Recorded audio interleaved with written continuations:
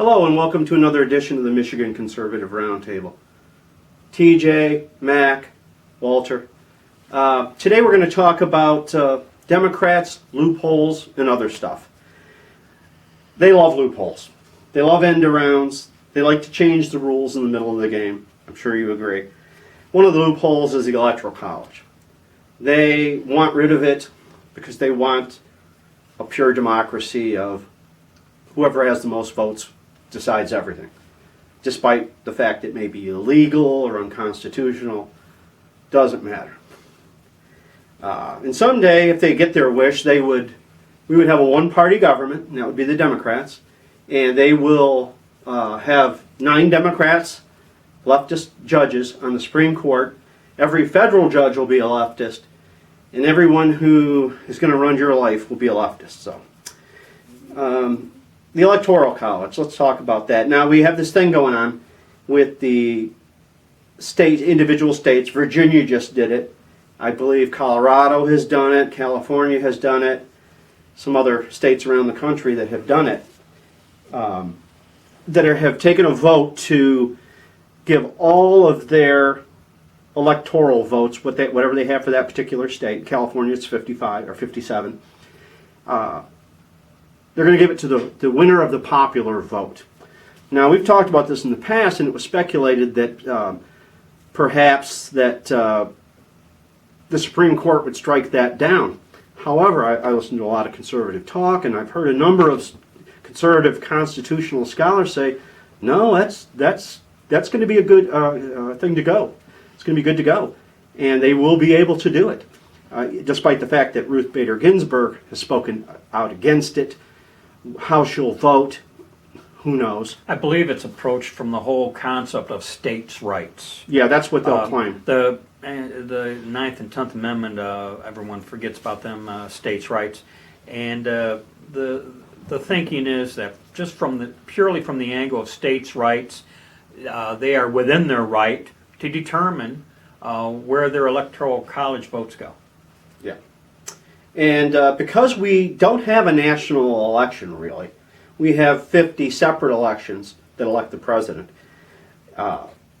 They may get that to fly. Although Roe versus Wade, they didn't like states' rights. They wanted a national law. Yeah, really. Saying it was within the Constitution under privacy, which I've read the Constitution. I don't find it. I don't know how Supreme Court justices could find it, other than the fact that they're leftist hacks. But that's one of the loopholes and end-arounds they like to do. I think we talked about Virginia, and you in a previous video said that you had a few blue counties with a sea of red counties. Yeah, and pocket of blues. And that the people in the blue counties, which were the smaller number of counties, but a larger population than perhaps the rest of the state, that they're going to dictate everything to them. I was thinking primarily the most offensive part about that is the suburbs of D.C. Yeah. Suburbs of D.C., they're federal employees, living the high life. They are. Dictating to us average Joes out in flyover country, which Virginia has a lot of. Right. A lot of flyover country. And so you got D.C. elites, doing as they see fit, really. Right. When Harry Reid was the majority leader in the Senate, he changed the rules of the Senate. So there could be no filibuster, no 60 vote minimum requirement to pass certain laws, and to put a Supreme Court justice on the court. It would have taken 60 votes. So he went to what they call the nuclear option and decided to use that, and I believe you've said in the past that Mitch McConnell warned him about that, saying he was going to be damn sorry. Because what's good for the goose is good for the gander eventually. You're not always going to stay exactly where you were in power. So they like rule changes in the middle of the game. They complained about their rule in regard to selecting a Supreme Court justice in the case of not McConnell, but I'm not Kavanaugh, but the guy before him, whose name escapes me at the moment. Got his unread book upstairs on my desk, and I can't remember his name. Anyway, his first appointment, they wanted to do it the other way, and Mitch said, "No, we're gonna use Harry Reid's rule on this one," and so they had a 51 vote majority, and they did it again with Kavanaugh. They like to change the rules in regards to on how we treat people who are accused of crimes. They have it rather backwards, I'll tell you. They want to accuse you, and then you have to prove your innocence. And they did that with Justice Kavanaugh. And I happened to stumble across this, and I'll put it up here, this tweet from a young lady named Rory. She says, "If Trump is really so innocent, then why is he blocking all witnesses?" Well, I believe there were witnesses, so that's clearly not true. Ignoring all subpoenas. He's not obliged to send anyone from those subpoenas because he is claiming executive privilege, which the people involved, Mike Pompeo, Secretary of State, people very close to him, they all get executive privilege. That's for every president. Obama did the same thing. Clinton, he was a master at it. I would imagine just about every president has done that at some point. Bribing the Senate jurors with donations. Do you even have any idea what that's about? Bribing the Senate. You talking about supporting them in their re-election campaign? Yeah, he's the first guy to do that. Demanding a rigged trial from McConnell. And when did that happen? Did you hear him demand a rigged trial? Hey, Mitch, you better give me a rigged trial. Well, they got away with a rigged inquiry, so yeah. Well, that's another thing. What's their version of rigged? We don't get to run the table with the way we do everything. Then it's rigged. And refusing to testify himself. Let me explain to you, young lady, if you, in the minuscule chance that you might be watching this. Everyone gets to refuse to testify against themselves. It's in the Fifth Amendment. You might try reading it, or I'm guessing, looking at you, you may have been arrested a time or two. They had to read you those things called the Miranda rights. You have the right to remain silent.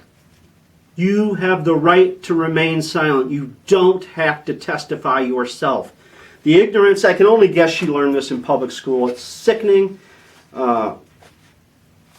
That was said in the context of he's not above the law. Yeah. Well, guess what? He's not below it either. No, it applies to him as a citizen, just like everyone else. Equal opportunity here.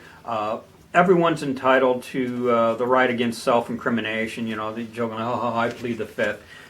So they're afraid they can't win an election. So what do they want to do? Lower the voting rate age to 16. You can't even drive a car in the state of Michigan at 16 without all kinds of restrictions. Because it's pretty well known you're not fully mature at 16. Lack the experience. Yeah.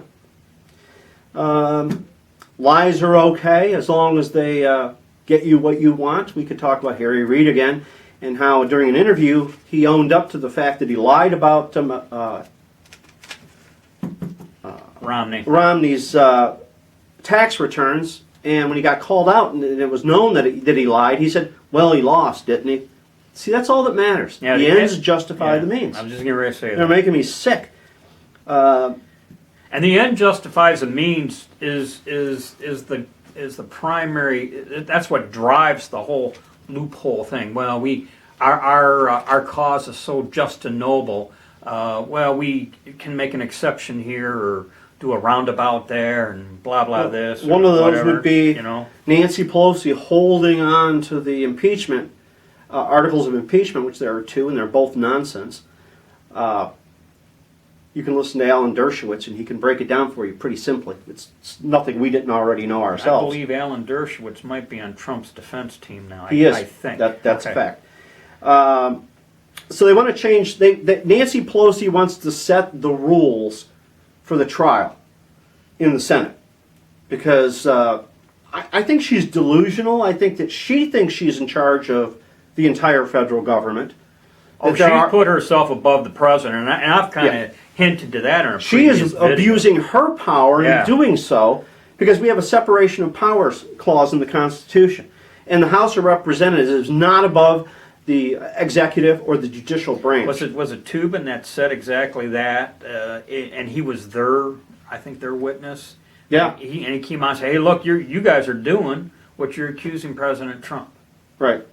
So they want to change the rules in the Senate and now continue the investigation and bolster the prosecution's case by bringing in even more witnesses.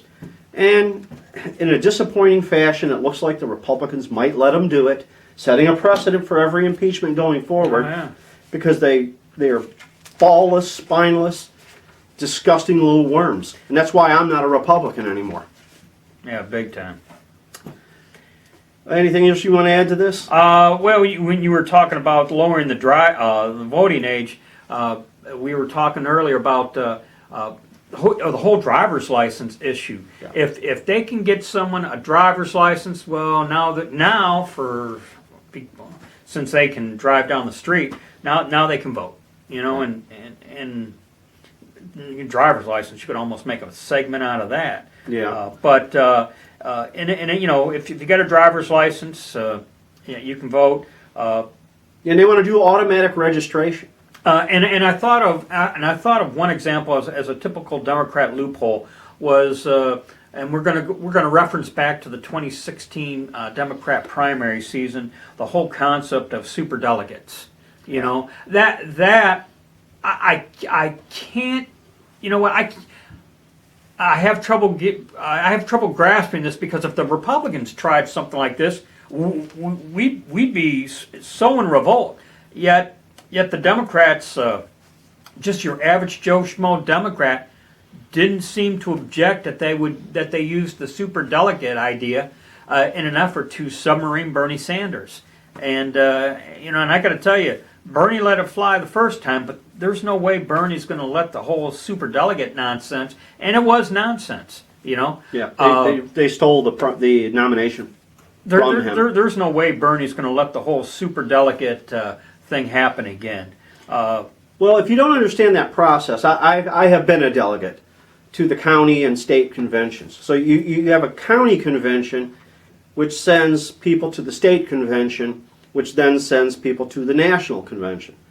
I didn't get that privilege, unfortunately, but so to do that, to be a delegate, you have to be elected. So I had to go down into, in this case, when I lived in Wayne County, Michigan, I went down, I put in my application to be on the ballot. I met the criteria, which, by the way, I had to prove my citizenship to do, oddly enough. Wow. And so I become a delegate. I win my election 3 times. I did this. And I got to go to the state convention. And with these super delegates, after I've done everything I've done, I cast my vote, they can basically go, no, I don't think so. I want this other guy or gal, Yeah. whoever. Going to the fact that they're the ultimate pragmatist Yeah, and justifies the means. yeah. They know better on everything than you do. Yeah. And they're supposed to be for the common guy, the working man, Yeah. you know, whatever. Well, that's my thoughts. Well, they're against voter ID. Now you have to ask yourself, why would anyone be against voter ID? When you got to show ID to get into most Democrat political events of sorts. you know. Absolutely. I remember reading an article once, I guess when they had the Democrat primary, you had to have proper Democrat credentials to get into it. Yet, willy-nilly, you can vote for the president on some ballot, you know. Right. Yeah. Whatever. So Yeah, there's a loophole. yeah, they're all about loopholes, end arounds, and other stuff that we don't have time to get into. But so you have anything else you want to bring up? Any other topics? Okay. So we're going to call that a wrap. As we always say on the Michigan Conservative Roundtable, be safe, watch your 6, and don't tread on me.